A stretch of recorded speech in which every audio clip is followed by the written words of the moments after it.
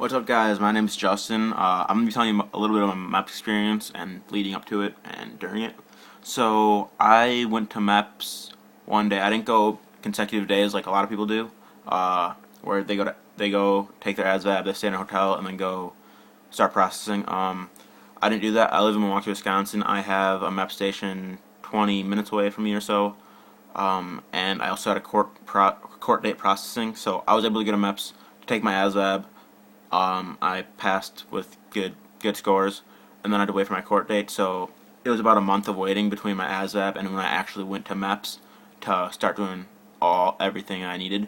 So I went to MEPS on February 7th to actually do my physical and all that. So the first thing I did at MEPS was I did my eye and ear test, which is you look into the machine and you say the letters, and then I highly advise getting sleep, because if you don't, your eyes aren't going to be used to looking at stuff that small, and that's one of the problems I had. I didn't get any sleep, so I wasn't able to see everything. The depth perception really was hard. Um, so that was that. Then the hearing test, just hit the buzzer when you hear a sound. And then after that, I went back and I had to do some paperwork. It was the same kind of paperwork your recruiter showed you, of like 40 questions, 50 questions of broken bones, have you smoked weed, drugs, surgeries. So that was that. That was pretty quick and easy. There were a couple other packets you had to do. Then after that, I went back to the waiting room and waited to see. I had to wait to get my blood drawn. I've never had blood drawn before, so I didn't know what it was like. I've donated blood where you're chilling, put your arm on the side, and you're just squeezing the little, I don't know, stress thing, getting your blood pumping for 5 or 10 minutes. But when the doctor, or not the doctor, but the Navy dude did it for me, it took 10 or 15 seconds of put it in there, pulled it back, got the blood, and that's all he needed, and then hold the Band-Aid on. So that was really quick. Then after that, I saw the doctor. The doctor really pressured you into trying to slip up, saying if you haven't had any surgeries, any broken bones, gone to the emergency room. He asked a lot of questions of that, like making sure you didn't. So just be prepared for that. Then for guys, you had to go down, show him your goods. That's not so bad. He's seen plenty of it. Used to it, I guess. So don't get too nervous about that. I was a little bit, but then I realized, like, he does this for a living. He's kind of used to it. So after I saw the doctor for the first time, I took my drug test. You go in a bathroom with six or seven guys. There's two instructors in there, so it's not like a guy per instructor. Like, a guy's not looking at you pee.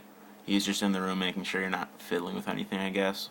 But so after that, it was just pass it to the next dude. Make sure you can pee. It sucks if you really can't pee. Then you have to leave, drink a lot of water, and come back. Luckily, I was able to pee when I was required to, so that was all good. Then after I did the drug test, I went into a room with 10 or 15 other guys. We dropped down to our boxers and we had to do all the calisthenic stuff, do the crab walk, squats, arching your back, all this other stuff. That was pretty good. There were two instructors in there and also a doctor writing down if he thought somebody was doing something wrong or looked wrong. He would check you out. He would write a note in your packet for later.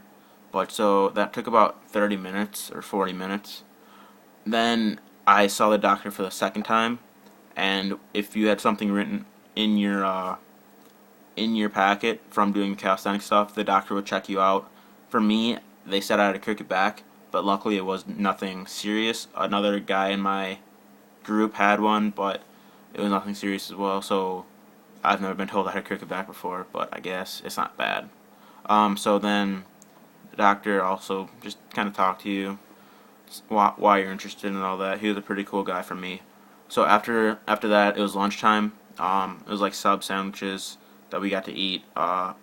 We just ate, talked. It was a good time to, like, talk to people, because people are coming from all over the state, like, because they don't have a MEPS station in their area.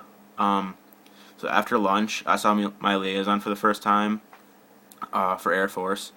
Then, like, we kind of talked about jobs off my ASVAB scores and also off eye and hearing tests. So I saw my Air Force liaison. We talked about it. After that, I had to go talk to a different guy who asked other questions. All your family members. If you would die, who do you want in your family to organize your funeral? And then some other questions like that, like death insurance, or yeah, death insurance, I guess you could call it. Who do you want to receive that? And some other stuff like that. So it was a little bit like 10 or 15 minutes with him, but then I went back to my Air Force liaison. We talked about my contract. And when you're depping, they give you a 4-year contract with open job. But when you sign your active contract, for me, I'm gonna go active for 6 years starting. So that'll be changed. Instead of 4, it'll be 6. And then my choices for jobs for Air Force, so you get to pick 5 for Air Force. My number 1 was air transportation, and my 2nd through 5th were all mechanical.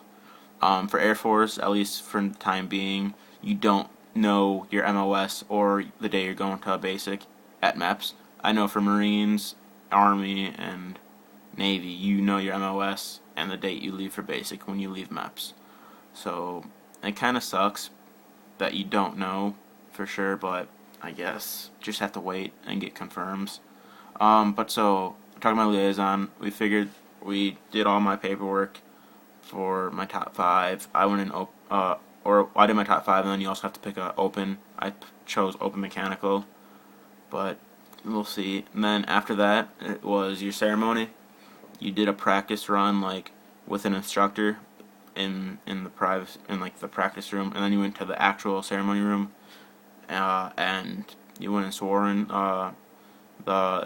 It was a army guy who did it for us. And then he went around the room, asked everybody what their MOS was, and for the 2 Air Force people that were there, me and another guy, like what we wanted. But so after that, it was just talk to the liaison again, and that was it. And then I was able to leave. So I left at like 2:30. I got there at 5:40. But so now I'm in DEP. I do not have my job confirmation. I DEP'd on February 7th, 2013. Don't have job confirmation yet because Air Force is going through a little bit of stuff. So I see my recruiter 2 times a month for PT and other stuff. So that's that. If you have any like questions about MEPS that you want me to go further into detail with, if you're in the Air Force waiting for a job, like tell me how long you've been waiting. If you've gone through basic, let me know how that was, and just how was your MEPS experience. Mine was pretty good. So yeah, thanks for listening, guys.